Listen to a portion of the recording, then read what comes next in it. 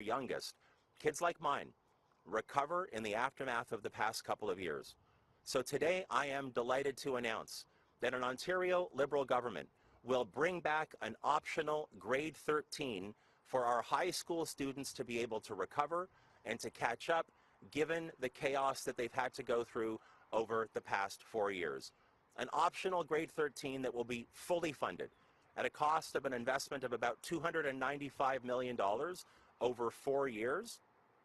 It's going to be a structured grade 13, not the so-called and frankly discouraged victory lap that people hear about.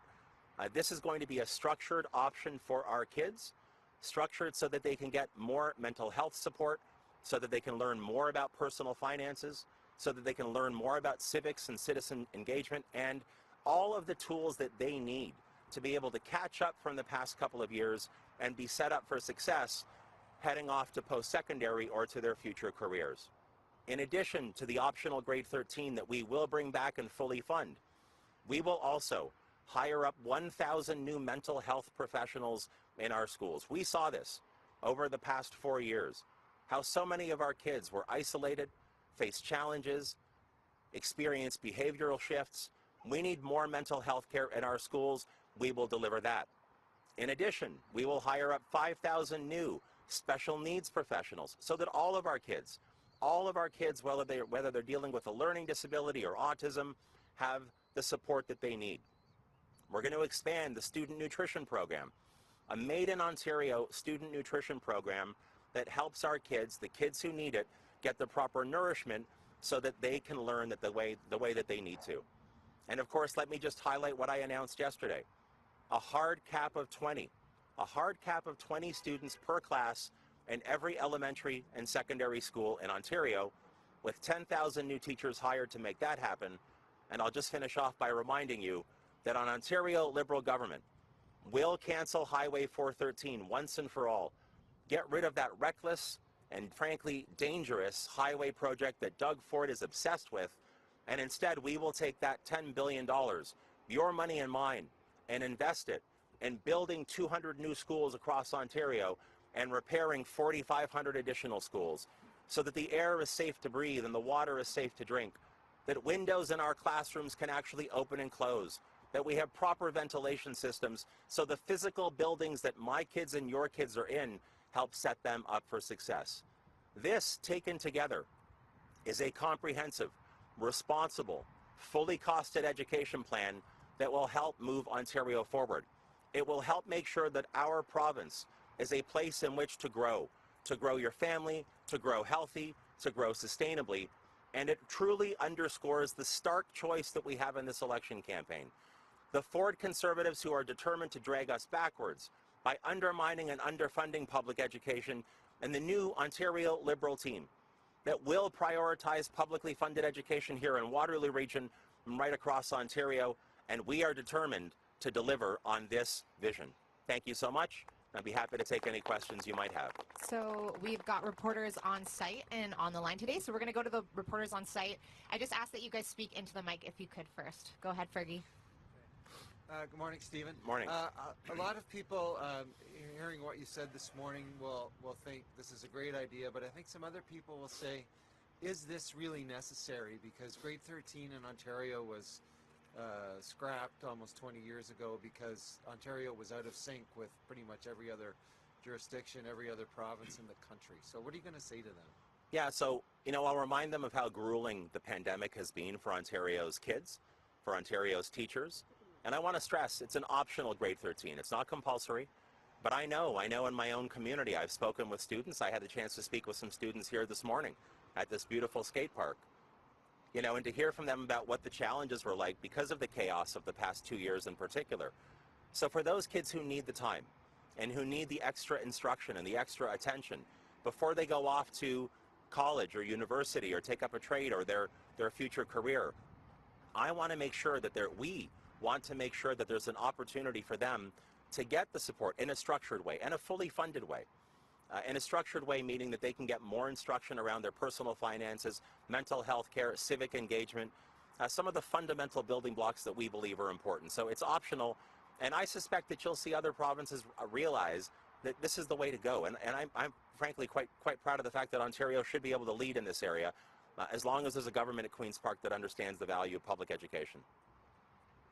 As a follow-up, do you have any idea what numbers of kids might take up a new grade 13, and are there any other courses? Some of us who are older, when we were in grade 13, there was enhanced English, there was, the 3 maths, Yeah. there was Yep. history, Yeah. there were those I remember it higher well. level courses, and Yeah. I've only heard you mention civics and Personal finances, mental health, and mental health well-being. and those. Yeah, so Can you answer those 2 questions? 100%. So look, I found throughout this pandemic that every time I had an opportunity to be in conversation with all of our education partners, there was a very sincere and genuine desire on their part to be at the table with a government in collaboration. So I'm talking about principals, councils, school boards, obviously teachers' federations. We are blessed in this province to have so many talented people who know and have expertise in public education. As Premier, I would want to work with them to be able to determine exactly what courses over and above what I've mentioned here this morning should be included in the optional grade 13. In terms of how many students, it's tough for us to know for certain how many would want to take this up, but certainly from my conversations with moms and dads and with students as well, and frankly with teachers over the past 12 months and beyond, it's been crystal clear that a lot of our kids have fallen backwards. In fact, we don't even have an adequate way to measure what the learning impact has been during COVID. One of the things I didn't highlight in my remarks, but I will mention right now, I think I alluded to this yesterday, it's time for us to update and modernize EQAO. I don't think it's an effective tool anymore for us in particular to assess the learning challenges that have emerged during this pandemic. So we're going to reform that as well. I think we have to be able to objectively and properly assess the learning gaps in partnership with our education stakeholders, and that's what our government would do. Thank you. Thanks, Rob. Morning, Stephen. Follow up on the EQAO scrapping. What would the new assessment sort of look like? Can you provide some sort of details? Yeah, so again, working in partnership, I just have to stress, I have been so impressed over the past couple of years. Every single time I've taken the opportunity, and I think I've done 6 or 7 virtual roundtables with anywhere from 35 to 50 different stakeholders. And by the way, I didn't have to convince them to participate. We didn't have to beg them to participate. They were thrilled to have an opportunity to make their voices heard. Something that I can tell you has not occurred on a consistent basis with the current government. From principals' councils to school boards to certainly the teachers' federations, there's been no ongoing collaboration and communication. That is the wrong way to build a world-leading publicly funded education system. The Ford Conservatives want to do it that way, command and control, dictating from on high. I don't. We don't. We want to build this from the grassroots up. So we will be talking to the experts that we have in this province about what kind of tool, made in Ontario assessment tool, we can develop and deploy as quickly as possible that adequately measures the learning gaps so we can fill those gaps. I said this yesterday. The fact that we will be hiring 10,000 new teachers, capping class sizes at 20, having more special needs, special education professionals and mental health professionals, the fact that we are going to modernize the school buildings themselves, these are all great steps, but I want to make sure we have the right tool, and I want to make sure that we develop it in collaboration. Thank you. Switching gears for a bit, wondering a little about your housing strategy. Talking to a lot of people, housing has become unaffordable for a lot of people. Are you going to focus on anything in particular, like supply? What's your strategy for that? Yeah, so in the coming days, when we release our platform, you'll see more details about the bold and ambitious housing plan that Ontario Liberals have. So stay tuned for more details. But I will say it's been deeply disappointing, I know, for Ontarians, in particular for renters and first-time homebuyers, to have watched over the past 4 years. So let's remember, for those who might not, 4 years ago in the last election campaign, Doug Ford stood at one of the leaders' debates. And by the way, unprompted, said to one of the audience questioners, if you elect me, I'm going to make it easier and cheaper for you to buy a home. 4 years later, the average cost of a home in this province has gone up under Doug Ford $500,000. He's come out with 4 housing plans in 4 years. In his latest version, nothing for renters, nothing for first-time homebuyers, nothing that's actually going to truly increase supply. That's not a plan. Just like his budget last week, no plan. So when we release our platform in the coming days, you will see ideas in there that are bold and ambitious that will help deliver on what we need in this province. Thanks. Just want to sneak in one more Sure. question No on problem. what's the overall cost of the education platform? So the overall cost, I mean, taken together, a few days ago, $10 billion for the repair of the repair and building new schools, about $1 billion for the shrinking of classrooms, class sizes. Today, $295 million over 4 years. The student nutrition program, about $110 million over the next 2 years, and the 5,000 special education professionals, we're talking about $113 million, and then so about $500 million over the next 2 years. So those are some examples. But in the coming days when our platform is out, you will see all of the costing for everything in our education plan and also a fully costed platform across the board. Thank you. Hey, Stephen. So Hey. How quickly are we going to see this? Will someone who just finished grade 12 last year be able to come back in September after a Liberal victory? I mean, that would be an ideal circumstance. I think that might be a little bit difficult for some of our students who are leaving grade 12 and graduating this year to be able to transition, because I'm assuming many of them will have made plans for what they're going to do this coming September. If I had my way, it would already be in place. It'd be in place right now. So grade 12 students, some of whom are here today, would have that option. We will move on this as urgently as possible. And you mentioned it'll be a structured program, but will students get to have some choice in that structure? Will they be Yes. able to create? Okay. Yeah, when I say structured, what I mean is right now I put this in air quotes earlier, the victory lap, that frankly is, by the way it's not funded properly right now, and by the way that we've developed or it's evolved over the last number of years, it's in essence, it's discouraged and it's totally unstructured. When I say structured, what I mean is all of the credits that would be required for the optional grade 13 will be fully funded by the province, so school boards don't have to worry about that, and students will have, I highlighted personal finances, civic engagement. By the way, civic engagement these days, more important than ever before to combat misinformation that we see online. So that's the kind of structuring we're talking about, but I want to stress for all of our friends and partners in the school boards, fully funded by a Liberal government at Queen's Park. Okay, I think we're going to open it up to the line now. Will, over to you. Okay, just a reminder to reporters on the line, if you have a question, just raise your hand using the Zoom function or write to the chat. The first question is Richard Southern from City News. Go ahead, Richard. Stephen, good morning. Happy Friday to you, sir. Yesterday you were pledging to cap classes at 20 students. Now you're on optional grade 13. All of this is going to require a lot more teachers. And I know you mentioned some provisions for that today, but some experts in the education field that have said this is next to impossible. Stephen, how are you going to get enough teachers here? It's ambitious, but you know what? I'm ambitious for our province. And I don't think we can afford to settle for second best for my kids, your kids, and frankly, the 2 million kids who attend publicly funded schools across this province. So yesterday, when I announced the hard cap on class sizes, I said that we would hire 10,000 new teachers. A couple of things to remember.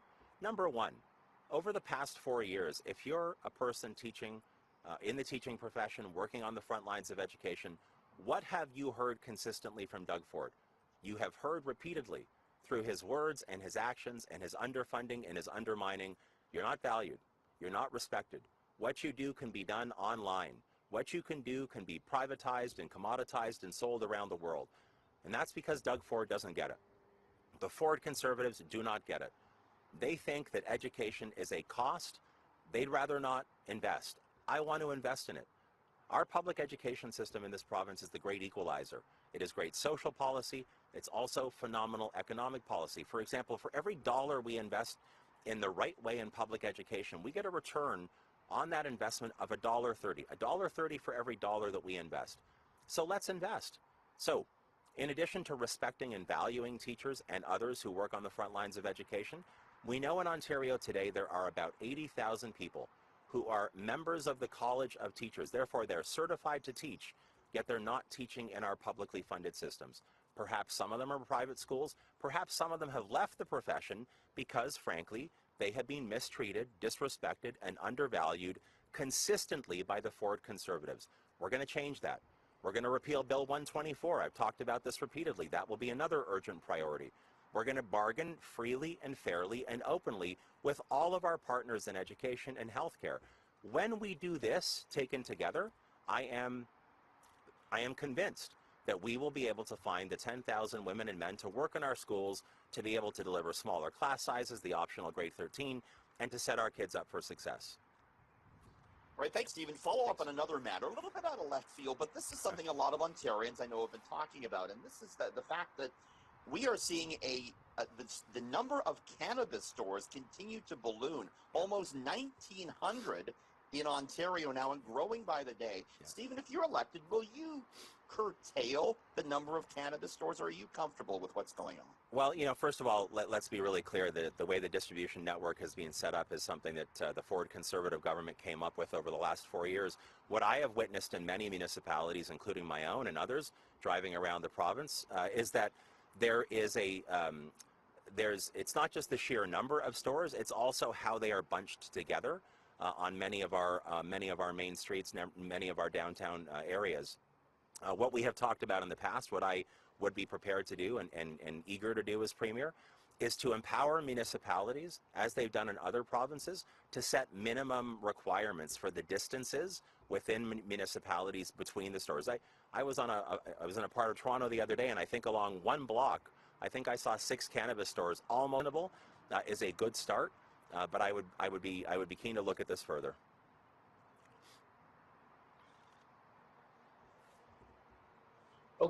Just in your remarks, it's not clear to me. Do you see this as a temporary measure for students to recover from the learning loss in COVID, or is this a new permanent part of education as you see it? So what I'm prepared to commit to today is that we would keep this in place for 4 years at a minimum. So the cohort of students who I would want to work again closely with our education partners as we. Hey, good morning, Mr. Del Duca. Morning. Taking a plan to hire 10,000 teachers, that would actually be roughly 2 teachers per school in Ontario. How do you profess to cut down class sizes or put a hard cap to 20 per classroom if you're only having 2 additional teachers per school? Well, different schools have different class sizes. So, for example, when I was standing outside of St. Stephen's in my home community of Woodbridge yesterday, my understanding is that the average class size in that elementary school is around 21, 22 students. So obviously in a school like that one, to bring that average, or not the average, to bring the cap down to 20 would require fewer teachers than a school perhaps around the corner or in a different neighborhood that has class sizes sitting at 26 or 30 or 32. That's also why I said yesterday that we would prioritize the schools that have the highest class sizes, in particular in the hardest hit neighborhoods and communities, the most vulnerable neighborhoods and communities. But our calculation, our modeling shows that 10,000 teachers spread out across the system where they are needed most would be sufficient to bring. Thank you. Can we use the example of the classroom you just talked about? So if a grade 4 class has 24 students, how would that work? Would you just then split the class up into 2, or wouldn't it just in that case? Well, that's one of the reasons that we would be hiring up to 10,000 teachers. It's also one of the reasons that we have included in our $10 billion once we cancel Doug Ford's Highway 413, and we have that $10 billion invested over 5 years in the repair and the building of new schools. That's why we've included in that allocation money to perhaps create new spaces as needed, although we do believe that most of our public school infrastructure could accommodate the additional spaces that we need. But here's the thing about exactly how we would calculate it. Unlike Doug Ford and unlike his team, we wouldn't dictate this from on high in a very command, top-down, heavy-handed way. We would be working with our school boards. We would be working with the individual schools and taking their advice and guidance about how best to deliver that hard cap. And it's something I'm really excited about having the chance to work on and actually deliver for the. Says, we should see what the students say. You have a group of wonderful students behind you. Just a show of hands, how many would actually go to grade 13? Okay. I hope you could see all those hands and I wasn't blocking them all. Hope you could see them all. A lot of hands back there, a lot of hands. I know that some of the reporters have already talked about some of the curriculum that we faced as grade 13. And you talk about, like, for example, my student who's in grade 6 right now, they're already learning about money and learning about jobs and things like that. So isn't it earlier the better? Why wait to grade 13? Well, it's not, from my perspective, again, with kids in the system, it's not either or. I think you're right. In the earlier grades, we do have financial literacy. We have civics courses earlier on. What we're talking about is as our youngest are getting through high school and preparing to go off to college or university or take up a trade. For the screaming in the background, like that's okay. Getting ready for school themselves. But up in northwestern Ontario, we're facing a huge labor shortage. Every profession profession. The teaching, they're having to drive vocational teachers, retired teachers that are 70 years old back into the classroom. How are you going to get teachers that are learning in Southern Ontario up to the school boards that need it the most? Yeah, so again, I referenced earlier, we know that there are roughly 80,000 teachers who are certified who are not currently teaching. Some might have chosen to retire early, some might be in private schools. All across the province, I suspect that there are many, and I've met with many, who have made the decision over the past 4 years, starting in the first 2 years of the Ford Conservatives government, when they were undermining and cutting and increasing class sizes, going to war with frontline education workers. There were a lot of people who left the profession. Well, I want them back. If they're interested, if they're able, if they know they'll have a premier who values and respects them, and a government that does, is going to properly compensate them, bargain freely and fairly and openly, kids, the kind of in-person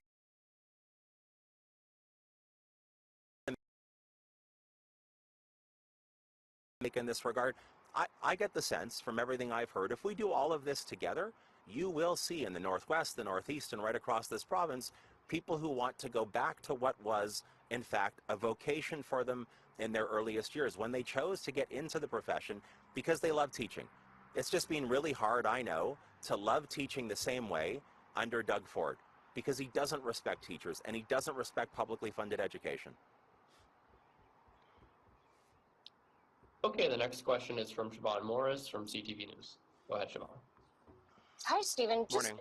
Pulling on that thread a bit about hiring more teachers, are you concerned about any lingering bad blood there may be between educators and the Liberals after, I guess, the legacy of Bill 115? No, not at all. Look, this is a new leadership in our party, a new Ontario Liberal team. Look at the candidates who are here with me today. Look at the students, the frontline education workers that I've had the chance to speak with here this morning, and literally the thousands of teachers I've spoken with since becoming leader of my party. I think they understand this is about what comes next. They understand that we are the ones who want to shrink class sizes. By the way, the only ones who want to put a hard cap of 20 on both elementary and secondary. They know they cannot afford 4 more years, or in this case, 5 more years, we hope, because of the optional grade 13. More years of the Ford Conservatives dragging us backwards in public education. They know they can't afford that. They know that our plan to scrap Highway 413 and invest $10 billion over 5 years in repairing and building new schools is something that will matter and help them do a really good job. More special needs professionals, more mental health professionals, scrapping mandatory online courses. I think when they look at our plan, they look at the new leadership in our party, they look at the new candidates who are running alongside me, they will realize that we are devoted and dedicated to making sure that we get public education right in this province. And it's something that is not a talking point for me, and it's not an abstract discussion point for me. It hits my household and my family as well, and that's why I can commit to everything that I'm talking about right now, and we will deliver it.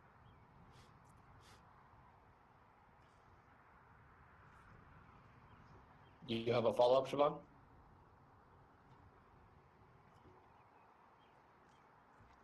Okay, we'll move over to Lorenda Redekop from CBC, and just a reminder to other reporters on the line, if you have a question, just raise your hand using the Zoom function.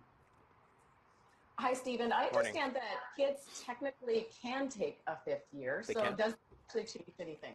It does in a big way. So the optional year, I'll say the discouraged, again, I called it earlier the victory lap. That's kind of how it's anecdotally referred to. Yeah, there are one of the reasons that it's in essence discouraged, that it's not particularly structured. I want to change that. I want to make it optional, but I'd also want it to be fully funded so that the kids who want to stick around for the full number of credits for that full 5th year, that the funding is there in place to help support that decision. It's not discouraged by the schools or the school boards because they don't have to make up a shortfall, and that it's more structured as opposed to just sort of an arbitrary, I don't know what I want to do next, let me stick around. This is it's a more kind of empathetic and I think structured way to say to people, it's okay, to say to students, it's okay. If you need the time, if the last 2 years have been so difficult that you need the time to recover and to get kind of back up on your feet so you are confident and ready to go off to what comes next for you, we've got your back. And that's the stark choice that's here. Doug Ford dragging us backwards, Ontario Liberals who will invest in public education, deliver an optional grade 13, and get this done in the right way. Deliver it in the right way. The PCs have launched a website today talking about how you and Kathleen Wynne are one and the same. You always talk about the new Liberal Party, but you were part of the government then. Are you proud of your time in the Wynne? A great deal. I recognize we were not a perfect government. The people of this province had their chance to make a decision about our performance almost 4 full years ago.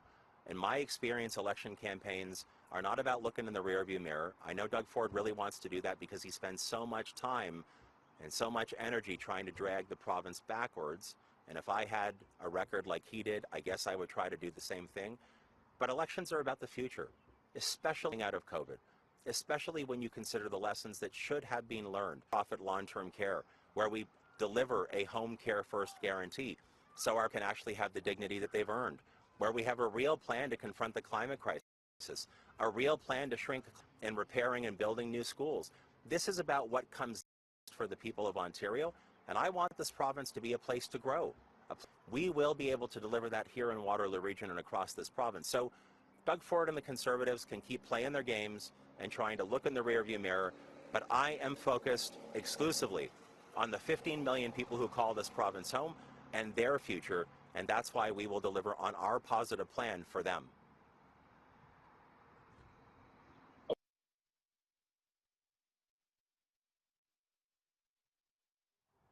20 years, except for the victory lappers squeezing in here and there. So we factored into our $10 billion to build 200 new schools and repair 4,500 other schools. We factored into that costing that we will be able to build out any additional spaces that we might need. But part of what I'm really hoping we can accomplish with that $10 billion that we have in this province. So again, we factored into our $10 billion over 5 years. $10 billion we will have access to because we're going to cancel Doug Ford's Highway 413 that we'll be able to accommodate the additional space that's needed. Okay, guys, that's it. Thank you so much. Thank you, everyone.